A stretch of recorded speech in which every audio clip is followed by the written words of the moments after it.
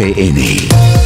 Regresamos con la noticia más importante de hoy en Colombia, 6 de la mañana, 37 minutos. Se va a radicar la reforma tributaria que pretende tapar un hueco de 12 billones de pesos en el fisco colombiano. Saludamos a esta hora al doctor Luis Fernando Mejía, director ejecutivo de Fedesarrollo. Doctor Mejía, buenos días. Hola William, ¿qué tal? Muy buenos días, muchas gracias por la invitación, saludo muy especial para todos los oyentes. A usted gracias por estar aquí en estos micrófonos. Doctor Mejía, ¿qué tan conveniente o inconveniente es presentar una nueva reforma tributaria?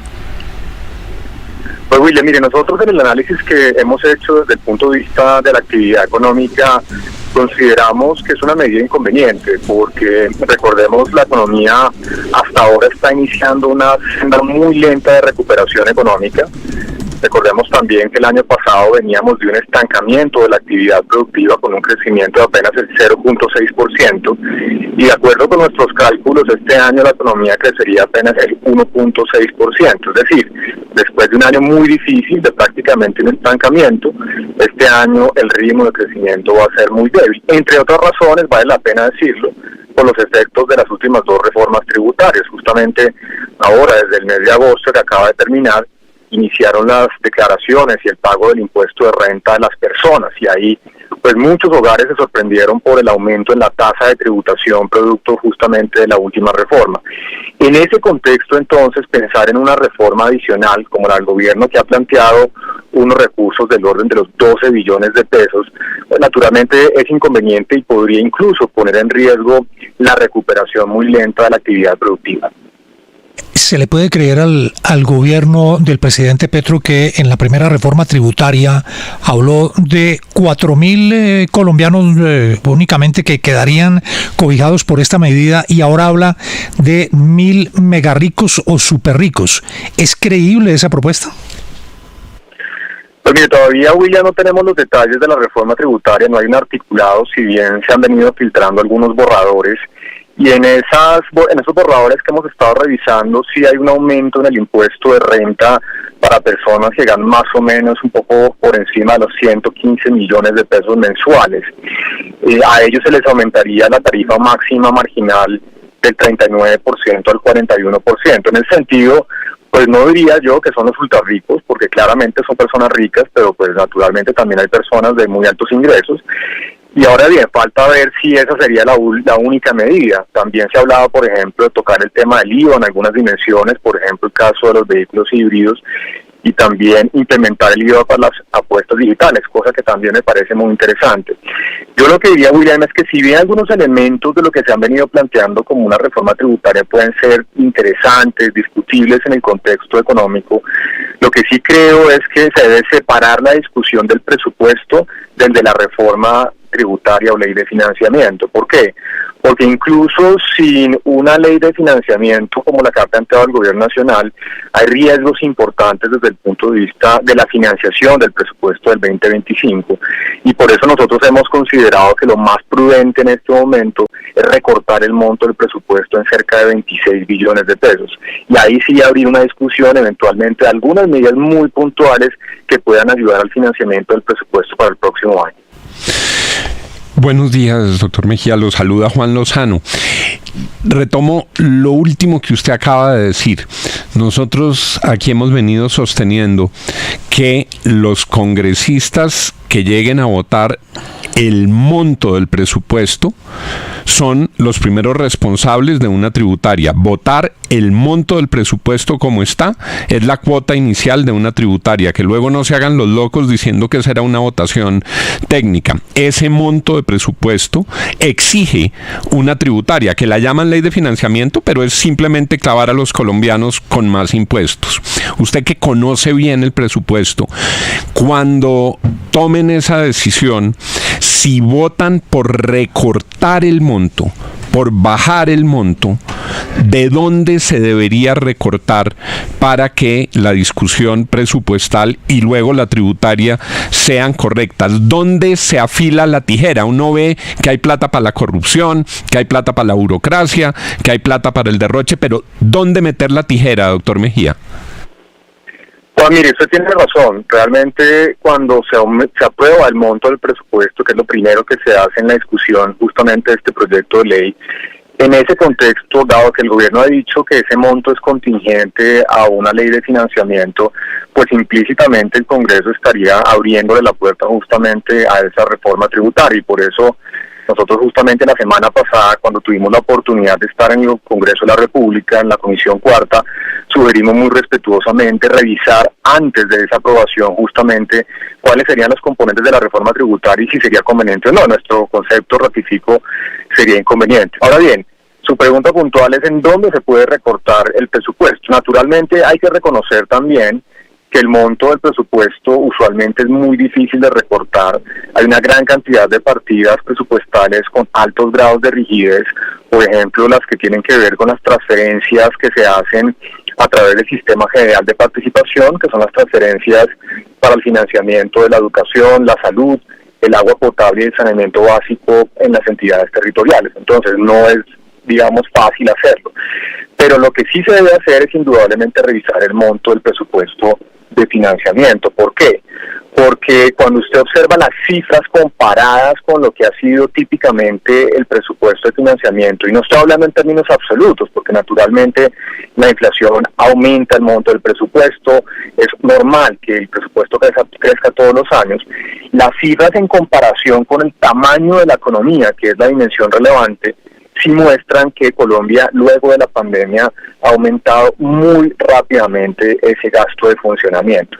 Y yo creo que ahí es donde se debe revisar. Naturalmente sería inconveniente recortar el monto del presupuesto de inversión, porque eso pues podría ir en contravía de la recuperación, pero sí creo que hay mucho que se puede hacer desde el punto de vista de austeridad y eficiencia del gasto para garantizar que ese monto del presupuesto sea compatible con las capacidades de financiamiento que tiene actualmente el gobierno nacional.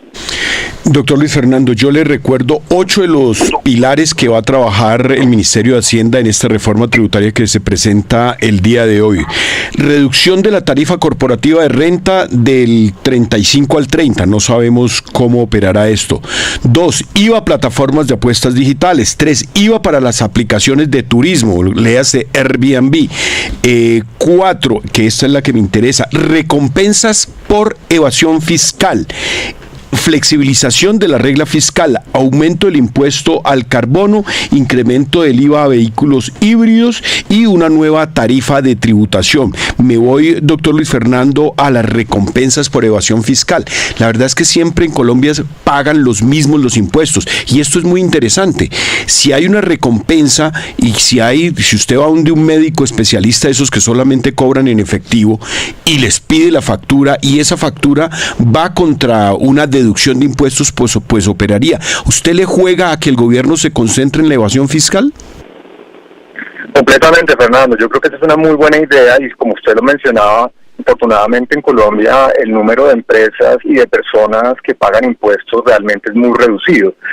No solamente por el lado de la informalidad, que tiene que ver especialmente con las micro y medianas empresas que típicamente no cumplen con sus obligaciones, aunque una gran mayoría también lo pueden hacer, pero también el caso de las personas en donde, especialmente en algunos segmentos, hay medidas de elusión o evasión tributaria. Yo creo que ese debe ser el énfasis, Fernando, pero mire, ahí hay un tema muy de fondo, y es que si se plantean medidas anti-evasión y anti-elusión tributaria, que yo creo que son convenientes y absolutamente necesarias, es muy difícil pensar que de ahí puedan salir 12 billones de pesos. Eso le agregaría de todas maneras incertidumbre al financiamiento del presupuesto para el próximo año. Y por eso nosotros lo que decimos es, mire, recortemos el presupuesto para el país, dándole una cifra congruente con los niveles de ingreso. Ya hay riesgos del financiamiento del presupuesto para el próximo año, así que cualquier cosa que se pueda hacer desde el punto de vista de medidas anti-evasión y anti-elusión, pues seguramente servirán justamente para darle un poco más de solidez estructuralmente a las finanzas públicas del país. Doctor Mejía, ¿cuál es el mensaje que le quedan a los inversionistas y a los empresarios en un país que no pareciera tener una planeación estructural sobre los impuestos? Es que es una reforma tributaria cada 2 años y luego entonces hay otro vacío que hay que cubrir y el gobierno no tiene lo suficiente para los programas sociales y entonces faltan 12 billones. Es decir, ¿cómo se ve un inversionista que llega al país y que le dicen que en Colombia hay reformas tributarias cada 2 años? Pues naturalmente no es una buena noticia porque cada reforma pues de alguna manera abre, si se quiere, incertidumbre desde el punto de vista de las reglas de juego para los inversionistas locales e internacionales. Y además no es solamente el número de reformas que Colombia ha hecho en los últimos tal vez 20 años, que como usted bien lo dice es más o menos cada 2 años, sino también lo que tiene que ver justamente con la fragilidad fiscal. Es decir, a pesar de esa gran cantidad de reformas, Colombia desde la pandemia ha aumentado sustancialmente el tamaño de su gasto público y los ingresos tributarios no han aumentado de la misma forma. Y eso ha generado, por ejemplo, que Colombia, incluyendo el año de la pandemia, el próximo año completaría ya 6 años consecutivos con déficits fiscales superiores al 4% del Producto Interno Bruto, algo que usted no ve en otros países de la región. ¿Por qué esto nos debería importar a todos los colombianos? Pues porque cuando usted revisa la consecuencia de esa fragilidad fiscal es que Colombia ha venido aumentando más que el resto de países pares como el caso de Perú, Chile e incluso México, el costo del financiamiento para la nación. Es decir, Colombia hoy en día entre los países grandes y relativamente bien manejados macroeconómicamente, no estoy hablando de Argentina y Venezuela, pero el resto de pares de países pues está pagando las tasas de interés más altas para el costo del financiamiento. Y eso se traduce en costos de endeudamiento más altos para todos los agentes de la economía, no solamente para el gobierno, es para las empresas, para las micros, las pequeñas y para todos los hogares. Así que yo creo que es momento de revisar justamente esa capacidad que tiene el Estado de gastar, que sea consecuente, ojalá, con esa capacidad de recaudar ingresos y que iniciemos otra vez esa senda de consolidación fiscal para poder no solamente recuperar el grado de inversión, sino también reducir el costo del financiamiento para la nación y para todos los demás agentes de la economía. Doctor Mejía, desde la pandemia anualmente, porcentualmente, ¿cuánto ha crecido el gasto en Colombia?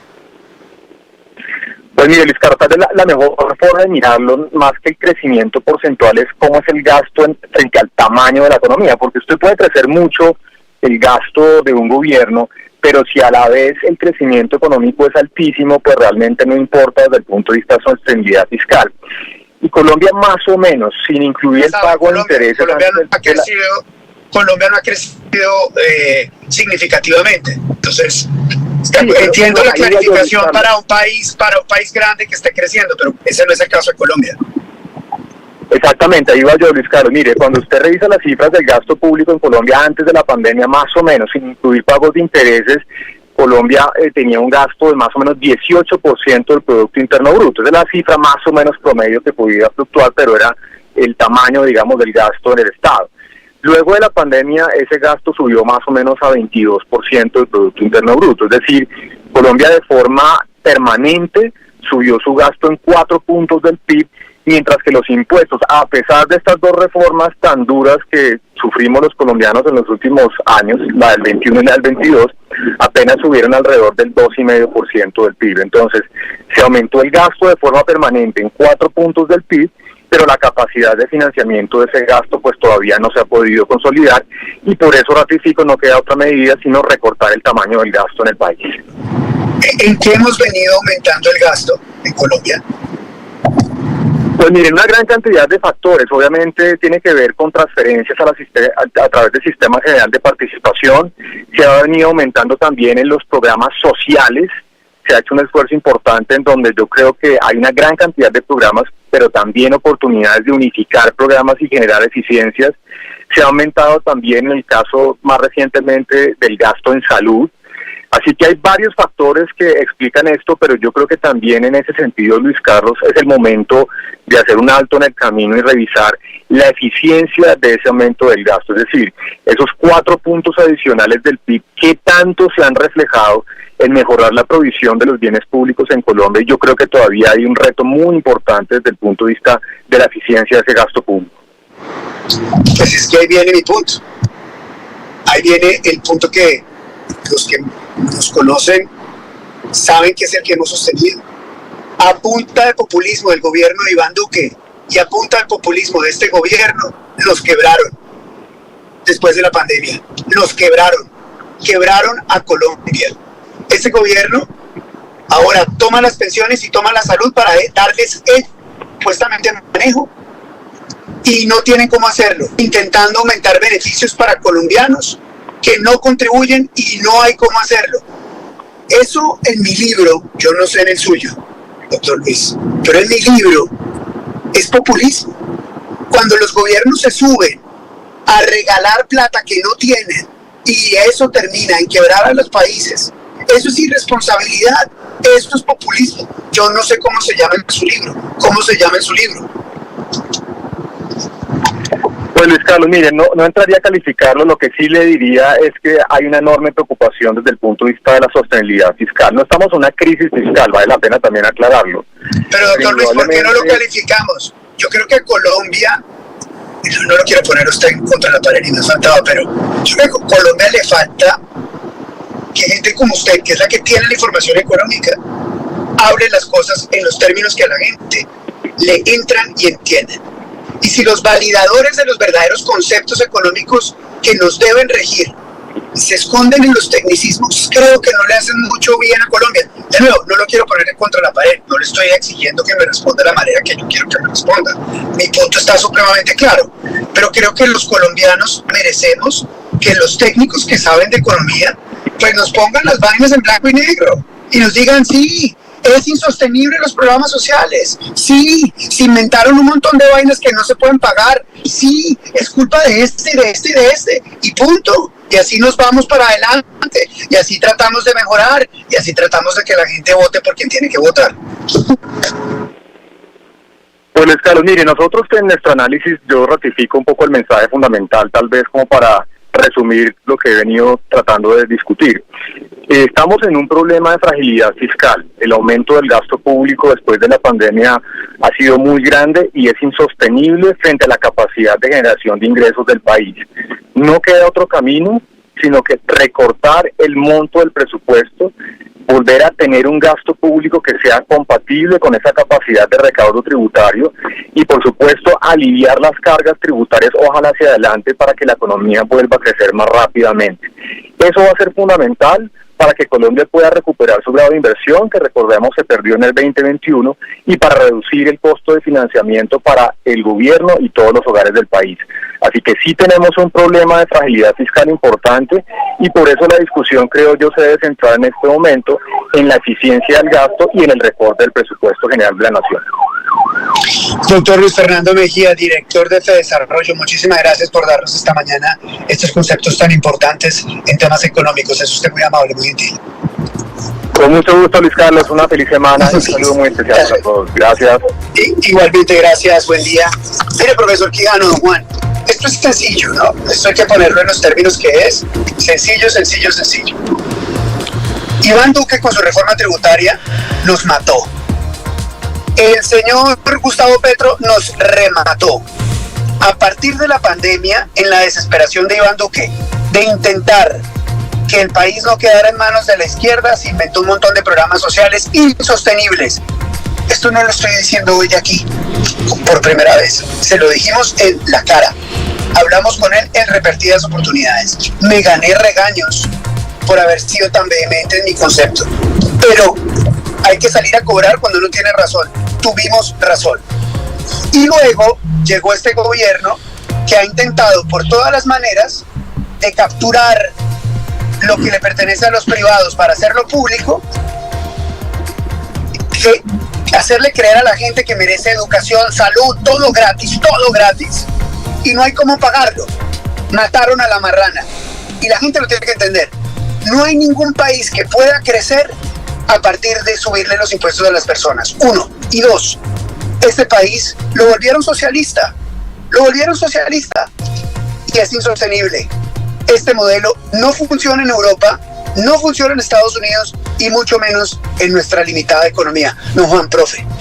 Luis Carlos, creo que hay que insistir en que el gobierno tiene que hacer ejercicios contra la corrupción, porque no queremos que sigan recaudando impuestos para carrotanques, para Olmedos, para Schneiders, para coimas, para untar congresistas, para pagar por el trámite de leyes, y tienen que trabajar también en materia de austeridad. Aquí cobran y cobran impuestos y siguen creando entidades y le meten 5 viceministerios al Ministerio de Igualdad y crean nuevas nuevas agencias y nuevas organizaciones y nueva burocracia y meten más y más contratos. Es muy difícil decirle a la gente que tiene que pagar más impuestos si el Estado no hace un esfuerzo.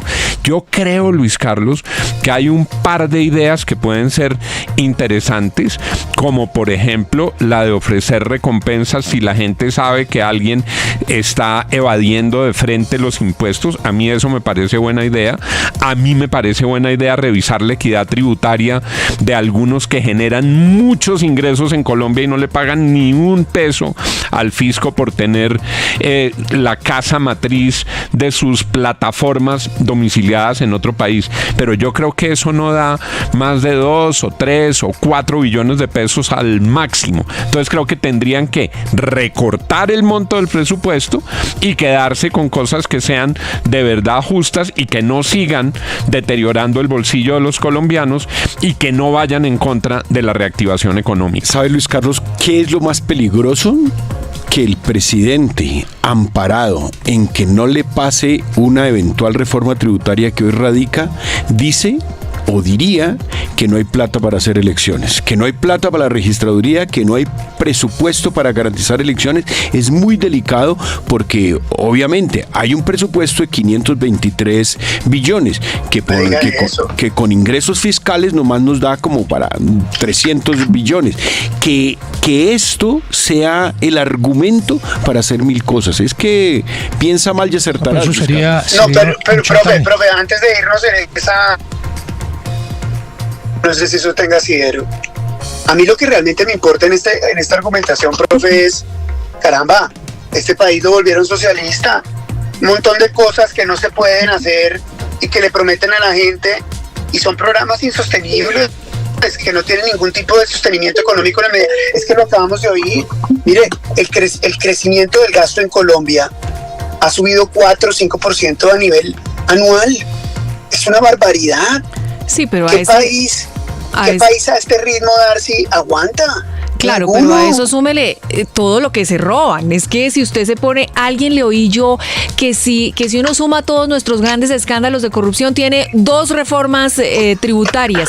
Si de verdad uno se ahorrara todo lo que se va aquí en corrupción en este país, pues no necesitaríamos ninguna reforma tributaria. Haga las cuentas nomás de los últimos escándalos. Haga las cuentas de la ONG-RD. Estaban hablando de 390.000, 500.000 millones de pesos. Imagínese, si uno se ahorrara eso, no tendríamos que estar recurriendo a reformas tributarias, si no estuviéramos creando más ministerios, sino reduciendo el Estado. Estamos reabriendo embajadas, estamos pagándole a gente que además cuyos consulados los tumban y esa gente hay que pagarle trasteo de ida y de vuelta. Es que de peso en peso, Luis Carlos, vamos donde vamos. El crecimiento del gasto del Estado es terrible, el malgasto, diría yo. Mire, yo quería que el doctor Mejía me ayudara con la cifra, pero yo más o menos he calculado que desde la pandemia el gasto del gobierno ha crecido cerca del 20%. Cerca del 20% a punta de asistencialismo. Un gobierno asistencialista, los 2 últimos que hemos tenido. Nos quebraron, nos totearon. Son las 7 de la mañana en punto en Colombia, ya venimos.